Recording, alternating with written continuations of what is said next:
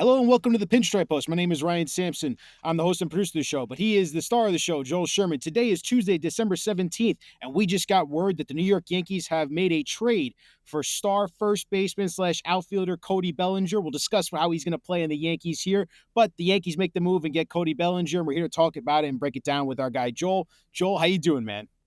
Well, I love you, Ryan, because I'm doing this on my vacation and I'm doing it while I'm still carrying my cold from the winter meetings somehow. But yeah, we're trying to do something for our audience. So I thought let's hop on and try to give them as fresh a content as possible here. Yeah, and we haven't talked to you since obviously the Juan Soto news happened, and we got the word that he was going to sign with the Mets, and the Yankees have started to activate that plan B, right? What they're going to do now that Juan Soto is no longer part of their future here. So they go and get Cody Bellinger today after they made other moves in getting Max Fried and trading for Devin Williams. But before we get to those, start here with Cody Bellinger. What's your reaction to the Yankees getting the star outfielder slash first baseman? Yeah, a couple of times, but I've over the last few months, I've suggested that I wrote a column even 2 weeks ago, with or without Soto, they should go after Bellinger. He kind of is a little bit of a cheat code for them, Ryan. I know the news is going to come out that he's playing center field, and that makes some sense. He's down a grade as a center fielder, but it's still better than Aaron Judge. Plus, you want to preserve Judge's legs and body a little more, which is easier in Yankee Stadium right field, where, by the way, you now put a Gold Glove caliber right fielder in right field. You get better defensively. We're kind of seeing their plan, right? A high-level starting pitcher, one of the best closers, and an all-around good player. You don't replace Juan Soto with a singular player, but you try to do it by just becoming as good a team overall as you can. And I think that they've made some inroads here. If I were going to say what I like about Bellinger, and again, I'll just reference some of the stuff that I've written about it, is let's say, for example, Bellinger is only what he was last year. I think that's probably his new floor. I know he had some terrible years with the Dodgers, but I think he's healthy. I think he's learned some things about his swing. So last year, he was about a 2 to 2.5 WAR player. If that's all he is, I still think that's a very useful player for the Yankees because it's way better as an overall player than Trent Grisham to play center field. It's 29. It's athletic. It hits left-handed. Plus, how many guys on the market can you still believe can still be a 4 to 5 WAR player, which I think Cody Bellinger could be. I think that WAR has not fully come to peace yet with first base. So Bellinger played a lot of first base last year. You get dinged. If he just kept standing in center field, he probably would have been a 3 WAR player, right? But because he goes to first base, that hurts his overall WAR. So I think he's like a good high-end supplementary player. Like if he's your best player, you probably don't have a good team.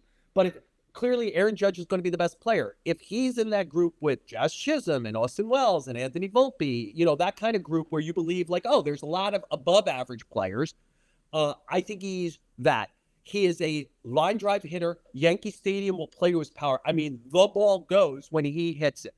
I encourage fans to go look at his home road splits last year and then just the home road splits at Wrigley Field last year. Wrigley Field, which used to be like in spring when it's cold, defeats offense, and then kind of like offense goes crazy as the year goes along. It just defeated offense all year last year, and his numbers weren't very good at home. On the road, his numbers looked a lot like what they were the year before when he was probably one of the 15 best players in the National League. But again, if all he is a guy capable of playing center field, hitting 20 homers, stealing 10 bases, and hitting left-handed and bringing some athleticism and youthful energy to the team, I think that that's a good floor for the Yankees. And I think that there is ceiling that he could get to, and part of that ceiling is comfort. He's played in Los Angeles. He's played in Chicago. I would assume that New York won't bother him. You'll remember his dad played on 2 championship teams as a supplement, as a bench player at a time when the Yankees never used their bench back in 99 and 2000. I think those are the teams that Clay was on. It could be 98, 99, but he was on 2 of those teams back then. So I think it's a good addition, as good in this marketplace as you could get. It didn't cost a significant haul. Cody Petit was going to be a depth starter this year. but a depth starter who was going to have to take up a 40-man roster spot. And, do the Yankees think that JT Brubaker could do anything that Cody Petit could, or they'll get a graduation better from Will Warren as a 7-star? I still think they probably need to go out and get a depth starter, somebody, unless they're keeping Stroman around as a 6th starter, which I still think they're going to figure out a way to get it out of as much of his money as possible and try to do something there. But anyway, I'm all over the place. No, yeah. I like, Ryan, I like the move because the player fits the team and the player fits the stadium. And I like that the Yankees didn't kind of sit still, like you get punched in the face, and the Soto is a punch in the face. You offer $760 million, you not only don't get him, he goes to Queens. It's like as big a punch in the face player personnel wise as the Yankees maybe have ever had. Reggie going to the Angels. I'm trying to think of the player who left, but it's the Mets. It's the Steve Cohen Mets. It's a punch in the face. The Yankees didn't crawl into the fetal position. They've attempted over the last 10 days now to get better. And with health, you would think these 3 players make them no worse than last year, with a chance to still address this team further. Yeah, I think you hit on the big thing there, Joel, with, for Cody, he can play both positions, and there's the questions that Yankees fans are going to ask you, I'm sure, on social media, like, do they still go for a first baseman now that, if Cody plays center field, does that keep them in that first base free agent market? Because there's still some big names out there that you could potentially see the Yankees interested in. I do want to talk about the home and away splits, and I have those numbers pulled up right here. You're talking about a 700 OPS at home, 798 on the road, a slug of 451 on the road compared to 399 at home. It's drastic a little bit there, those numbers. And if you see that at Yankee Stadium, that's going to be even split it. Like it's a 440 slugging percentage for the season next year. It's fine because you're putting an athletic player on the team. We know what was wrong with the Yankees. We spent 8 months having this constant conversation that they weren't spry enough, athletic enough. Depending on what you think of Jazz Chisholm, like Chisholm and Bellinger bring 2 left-hand hitters who have live bodies to a team that's kind of been I know there's a lot of Yankee fans, because I think it would feel good emotionally, who talk about Pete Alonso. But to me, Pete Alonso represents the Yankees' problem, not their solution. And by the way, I like Pete. And if Pete were a Yankee, he'd probably hit 45 homers. He'd pop up a couple of balls to right field that don't even make the warning track at Citi Field that would go out. Yeah. But you imagine him and Giancarlo Stanton on first and second, they're still 5 hits away from scoring a run, right? And I think they have to kind of get away from that. Do they want to? So I wonder if part of the rest of the winter, and I'm kind of digesting this, like I was walking when this trade was made, and I kind of confirmed it, even though I'm on vacation, I'm an idiot. But you're the best. That's why you are the best. So anyway, I'm thinking, and I'm throwing out names. And by the way, I don't know if they're interested in any of these players. Yeah. So I want to be clear that I'm not sure they're interested. But for example, can they trade for somebody like Lane Thomas now, who I think is a very good player, and it gives them a complement / safety net if Jason Dominguez really isn't ready to play left field. I think Lane Thomas is a good player, and maybe even a slightly better than a good player, like that kind of player. The Guardians are looking to trade him. I'll tell you a player I like a lot. And again, I hope it does. In this world, you always say, I hope it doesn't get aggregated, because I have no idea if they're talking, but it's a player I like a lot. Michael Massey is a left-hand hitting second baseman who plays for the Royals. The Royals traded for Jonathan India, whose best position is second base. And I know the Royals are talking about moving Massey all around. I don't know if it caught your eye. When he played against the Yankees, and whenever I watch them during the season on TV, I kind of think Michael Massey's a good little player. I think what he does would play up at Yankee Stadium. I think he'd hit some homers. I think he'd bring some real life to second base, and especially they got rid of Caleb Durbin as part of the Devin Williams thing. So now is it I assumed someplace the Yankees are going to go young and inexpensive. Is that just Dominguez? Is it Peraza at second base? Is it Ben Rice at first base? Or do you want to kind of get at least safety net players? Who's the right-hand hitting first baseman that you can say is at least the complement to to Rice. Right. And by the way, that might be DJ LeMay. Like, are they going to go through another spring training and say, we owe the guy $30 million. Let's at least look at it and see if there's a 300 plate appearance version of DJ LeMay, keep him healthy, get a 720 OPS, and he could really field first and third base. So that might be the safety net for Ben Rice. But I kind of feel like the Yankees have done heavy lifting. And I think by doing this quickly and doing heavy lifting now, they could be opportunistic. Like some players, I'll tell you something I got wrong, Ryan. At the winter meetings, there was a little bit of news, like obviously Soto was huge news, Fried, Andres Jimenez got traded, and there was, I think we might have been the first ones to report how close Kyle Tucker was. I think I wrote that morning about how close and was. But the feeling at the winter meetings was there was a bunch of stuff on the green, so to speak, and it was like a 1 or 2 putt thing to close it.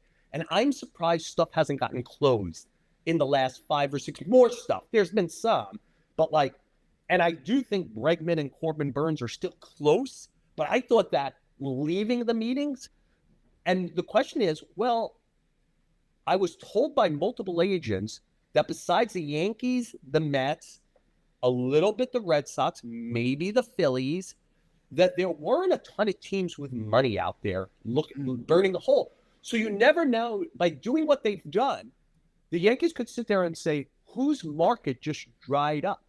Like, we have not seen a relief pitcher sign yet, like of significance. So could the Yankees sit there and that market for, I assume it will be fine, but like for Tanner Scott didn't go where it was, or for Kirby Yates, or for David Robertson, or or pick your positional guy.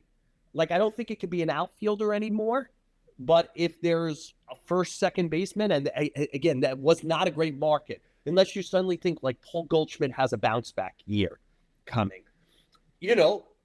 I don't think they do it. Okay. I don't think they do it, but like Anthony Rizzo is still sitting out there. Like, if you want to, so you've already given him $6 million as a parting gift. Like, does it cost more than $2 or $3 million to bring him back one more time? $5 million? Whatever. Would you do that? Do you think there's another year in Rizzo, do you feel better about Rizzo's lefty bat for the next 500 plate appearances or Ben Rice? I agree with something David Stern has said consistently since he took over, and he repeated it again post Soto when everyone was like, oh, you're Soto, now you're going to do all this stuff. And he's like, you must be disciplined and give young players a chance to play. Otherwise, you never can find out. Like, the Mets never find out about Vientos, right? Like, you had to leave. Now, it was Beatty's job, but by leaving third base vacant because they had 2 guys there, they found out about Vientos. And I think the Yankees probably feel pretty strongly that among Rice, Peraza, Dominguez, they've got to find out for sure about it. And my suspicion would be and this is again a guess, but if you and I were the general manager right now and we had to save money someplace, I think it would be first base. Yeah, absolutely. Because we could take a look at Rice. We still have LeMahieu, and during the regular season, there's no easier position. Like, the second teams fall out of it, their first baseman is going to be available. Like, that kind of thing. So you can go do it. You could try to overpay for a quadruple A guy who you could bring in on a minor league contract and hope you hit some, Mike Ford level. Or more Mike Ford, yeah. Like, not him specifically, because he finished in Japan. I don't know if he's coming back. But I know what you're saying. That type of player, though. That player sick of it and feel like, well, as long as he could defend and have like a 700 OPS maybe and hit a couple of home runs, we're fine. Because the first baseman on the Yankees more and more looks like he's going to hit 8th or 9th. Yeah. Like, unless you get a guy. Yeah. So, and there's that element with the first base thing, Joel, with the free agent market, specifically when you talk about a Christian Walker, there's that he declined the qualifying offer. So you lose draft picks if you do sign someone like that. So the Yankees have already lost their 2nd and 5th pick because they signed Fried. if they were to sign Walker or Bregman or Alonso, anybody who also has been qualified, they would lose 4 of their top 6 picks. And one of the things that, again, I think is interesting and worthwhile to note for our viewers is the Yankees do not have a strong farm system, especially at the top. It makes it interesting that they've been able to make 2 trades, right? Usually trades are about strength of a farm system. So, but the Yankees have been kind of crafty with these trades. They use Nestor Cortez. Because they signed Fried and they were able to deal to Cortez. Create depth, and they used Poteet because mainly this was a salary dump out of Chicago to move Bellinger. Yeah. And I think because it was a salary dump, it might say something to what I said before, which is there's not a ton of teams out there sitting with the kind of cash, because I think what everyone's worried about is Bellinger was so bad for those 2 years. Was it like 2021, 21, 22, where they ended up non-tendering him? Is that still in there? And if it is, he's owed $25 million on a player option next year. And that's a booby price. Like, the Yankees' great dream is that he opts out because he had such a good year, and then they'll figure out what to do if they want to keep him or not. And I think that they go into this eyes wide open, just hoping that doesn't happen. And the Yankees are one of the few teams financially that could take a $25 million risk next year, that they're going to get a good player this year, and they offset some of it. The Cubs are sending back $5 million on the deal, so they offset some of it, but obviously not a ton. But I think it speaks to, because I think Cody Bellinger is a good player, and he's a good defender, Joel. Like, that's something we don't talk about enough too. Like, he's a very good defender. So, but here would be my thing, and again, the Cubs have been looking to get out of Bellinger since the trade deadline. They could say whatever they want. I talked to enough teams out there that told me they were trying to trade him. And by the way, one of their selling points in trading him was, oh, don't worry, he's going to opt out at the end of the year. So, like, be careful, right? Like, when you're playing liar's poker here. But the Cubs are a big market team. And I know that they have a young first baseman in Michael Busch they like. And they have a young center fielder, Pete Crow Armstrong, who they got for Javier Baez from the Mets. And now they got Kyle Tucker in one corner. I don't know. I'm the big market Cubs. I'll put Cody Bellinger in the other corner, and I'm just kind of like really good. Now, that worries me. They know this player well, and they still wanted to get out from it. That's why, again, not to be self-referential, but I'd go back, if you want, and read the column. I think I wrote it on December 6th or something like that about it. I quoted a couple of executives from the NL Central who played against Bellinger all the time. And I'm like, please, I think Bellinger's a good player. Convince me I'm wrong, because the Cubs who know him are trying to trade a player who seems on a, like, if I told you you could sign Cody Bellinger for 2 years at $52.5 million, which is even what he'd have with the player option. Right. I think that's a good deal. And yet there isn't a big market for him, and the Cubs are trying to get rid of him. And both executives I spoke to, and they weren't the only ones. I've been asking a lot of people. They were like, when we play against Cody Bellinger, we think we're playing against a very good Major League Baseball player. So maybe I advocated for the Yankees to do this because I kind of thought it, but then it was reasserted by a couple of people I really respect from the NL Central. And I said, please tell me, like, I know I'm fallible, and you guys are the professional baseball people, and I don't see Cody Bellinger every day or as often as you see him. Tell me I'm wrong. And they're like, you're not wrong. He's a good player, and a lot of his strengths will be magnified at Yankee Stadium. Yeah. And so I guess, could he revert to 169 hitting Cody Bellinger, and the Yankees have a booby prize for 2 years? I guess, but I thought this was a very, very worthwhile gamble. Yeah, I think, the things you hear, Joel, the bat speed, right? Like, it was one of the lowest percentile in baseball. If you look at the Baseball Savant page, his barrel percentage, his hard hit percentage was down. Like, but that doesn't mean he still had good stats. But he put up 20-ish homers. That's what I'm saying. Like, he still produced. And it's a little bit, look, and if you had a team of Cody Bellingers, that would probably be bad. But the Yankees don't have a team of Cody Bellingers. What they're missing in a lot of ways is Cody Bellinger. And so I haven't hit it. Once I get on something, I tend to kind of stick with it. I've been advocating this for a while because I think he fits this team. Now, would this be an ideal move. I'll say this is it was a team not in the NL Central who I also called on this because it was a team that I thought knew Bellinger well. And the person said to me, if we had the cash to do it, we'd do it also. So, like, I just didn't hear, I canvassed pretty widely, 6, 7 people I quoted to, and nobody said, nah, he's a dog. He's going to be that 160 guy.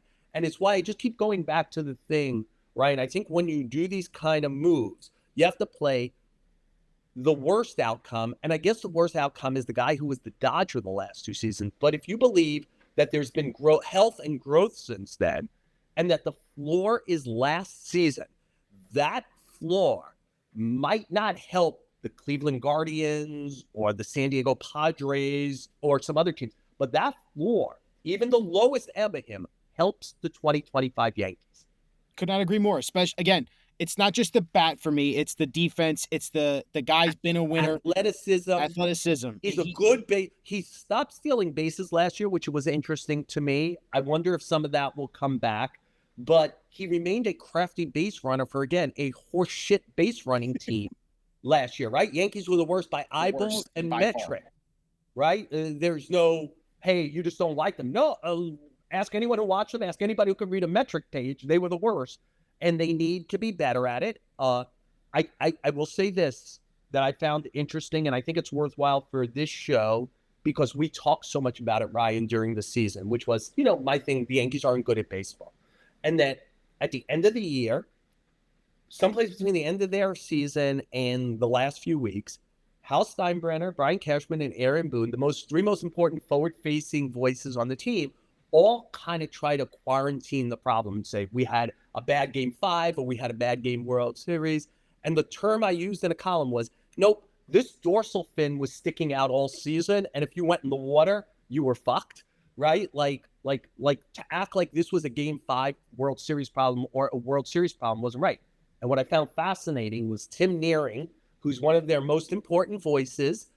He's their director of baseball operations. I believe that's his title, but he's whatever the title, he has an important voice with the Yankees on the kind of baseball side.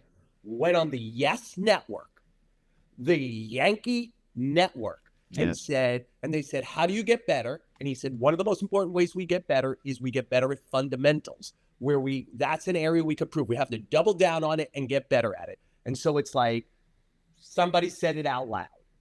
So whatever those other guys said, and I think these moves that we've seen, which are heavily about run prevention, to me, speaks to a team that said Juan Soto was a bat, and then it was going to be problematic maybe in some other areas. So I think Soto was a fine base runner. He wasn't the mistake guy on the team, and I actually think he was a willing defender. He took shitty routes, terrible routes sometimes, and stuff like that. But like to me, they had bigger problems in both areas than him. But mainly, he was a bat, and that bat only is going to be replicated. If the Yankees are going to average over 5 runs a game next year again, it's going to be like Judge is going to be healthy. A full year of Chisholm is going to matter. Wells and Volpe are going to graduate and get 10% better. I'm not saying all-stars, but 10% better. Can they get to, consistently better offensive players?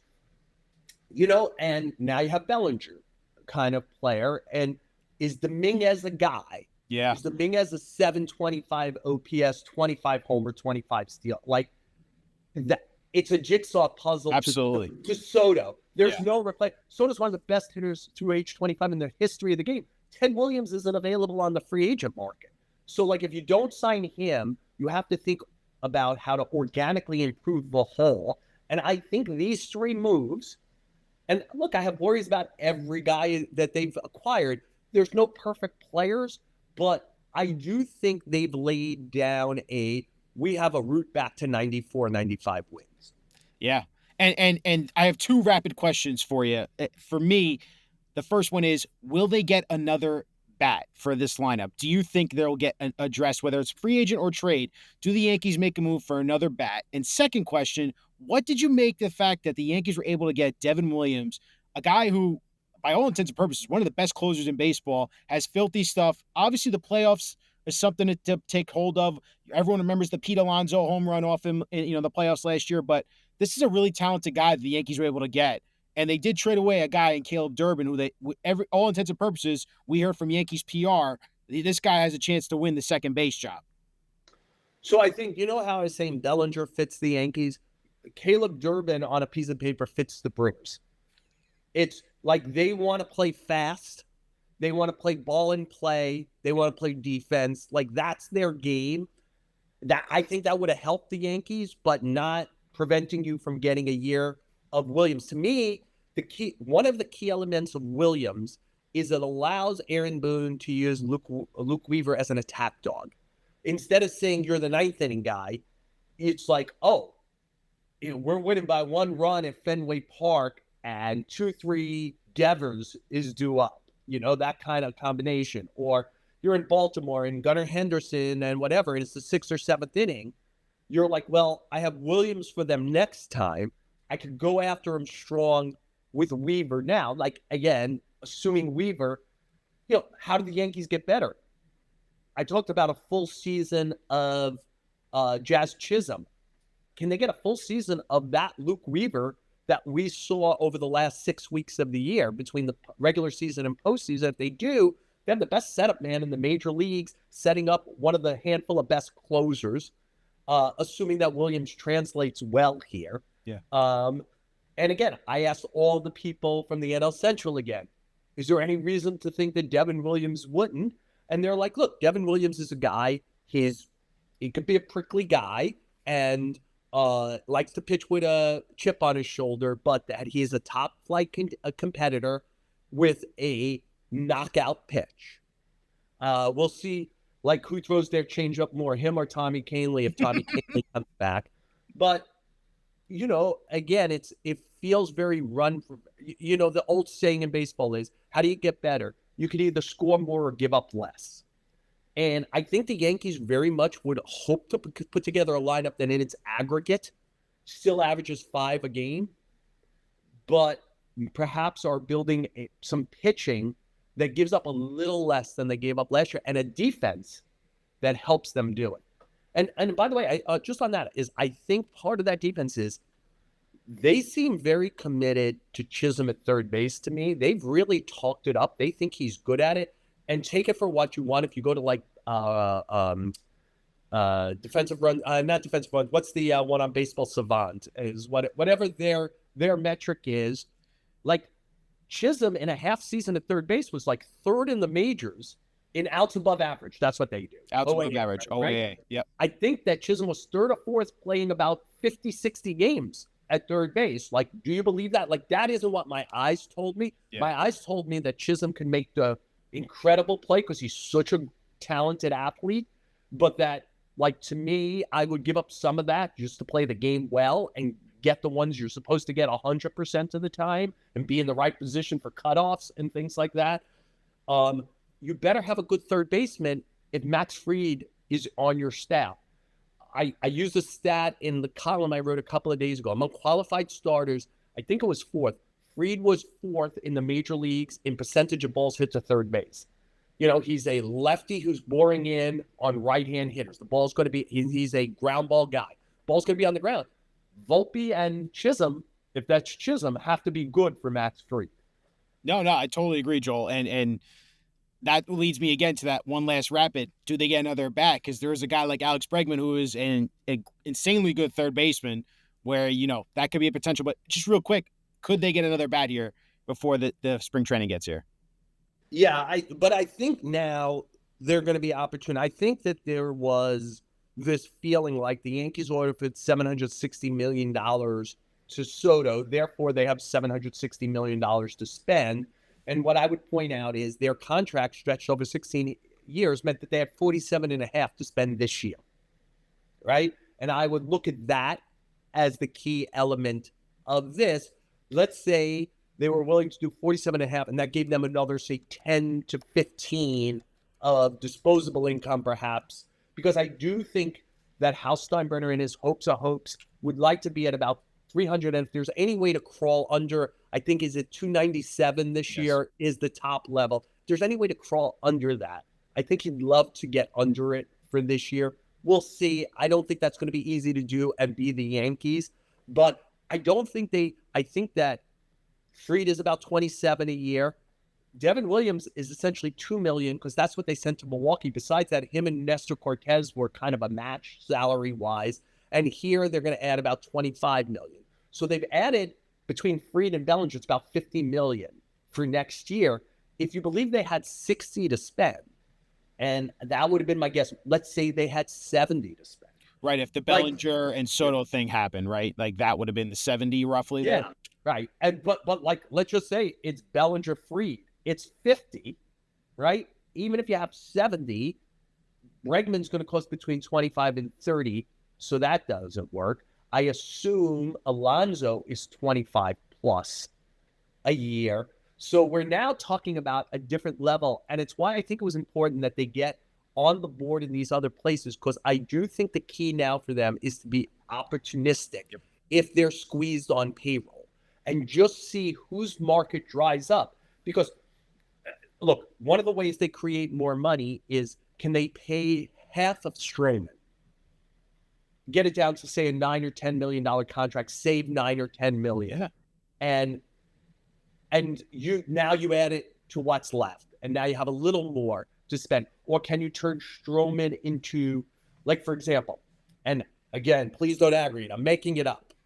The Giants finished as the runner-up for Stroman last offseason. Now, that was a different head of baseball operations, Farhan Zaidi, Buster Posey's there now. But let's assume a lot of the infrastructure that's there still said, oh, we liked Marcus Stroman a year ago. We can kind of use innings in the back end of the rotation. We have a left-handed reliever in Tyler Rogers who makes $13 million a year. Can you trade Tyler Rogers at 13 for Marcus Stroman at 18? Yankees get a lefty reliever, which they could kind of use. Save $5 million. Giants get that inning eater in the back for a player they liked 12 months ago. And think of it like that. Like, you didn't get rid of the money, some of it, but you also got a player who could conceivably be part of the last 9 outs of your plan, last 9 or 12 outs in Rogers, a lefty relief pitcher. Though I think they'd probably still like to bring back Tim Hill, who kind of showed he had big balls last year and wasn't afraid. And that's always an important part of what the Yankees do. But just thinking of it like that, I just think now, Ryan, they are in position where they could take a deep breath.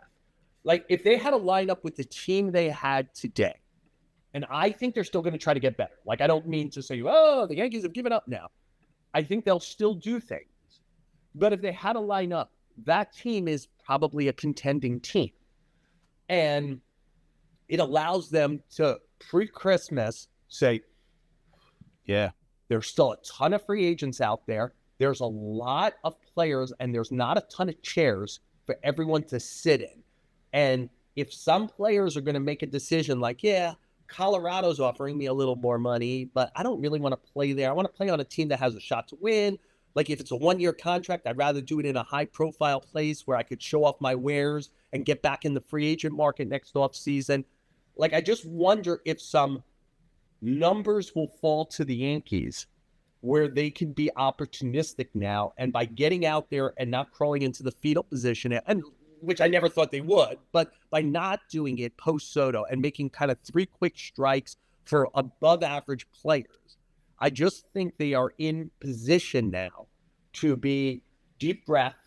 We're not in a desperate spot. Like 10 days ago, you could have made a point, oh man, you lost Soto, you're in a desperate spot. Like, now with health, they probably have one of the 5 best rotations in the sport. With health, they should have one of the best last 9 outs of the game in the sport. And at the worst, they should have a bottom of the top 10 offense, like something that's like 8 to 13. Yeah. And so that allows them to take a deep breath while they figure out, well, let's figure out how we could get from 8 to 13 to like top 5. Again, by not replacing Soto solely, but with the group. And having said that, Ryan, it doesn't work if Chisholm, isn't good for a full year, if there isn't growth from Wells, Or Volpe. and Volpe. If Dominguez isn't really ready to take 500 plate appearances and be a good offensive player. So they have some internal questions on offense. I think pitching wise, and this is always the tough thing, with health, they should pitch well. That's certainly how it seems to set themselves up in this post-Soto world for the Yankees heading into 2025. Joel, I cannot thank you enough for breaking this down, giving us your reaction to Cody Bellinger. Is now a New York Yankee, traded from the Chicago Cubs for Cody Petit and some cash. We're going to be looking forward to seeing your coverage throughout the rest of the winter as the Yankees continue to build this roster. I'm sure we'll be talking to you again in the future. Enjoy your vacation. And by the way, Yankees fans and New York Post Sports fans, happy 35 years to Joel Sherman. We're celebrating it tonight, and it's worth it because he's the man. We appreciate you as always, Joel. All right. Thank you, Ryan. I'll see you there.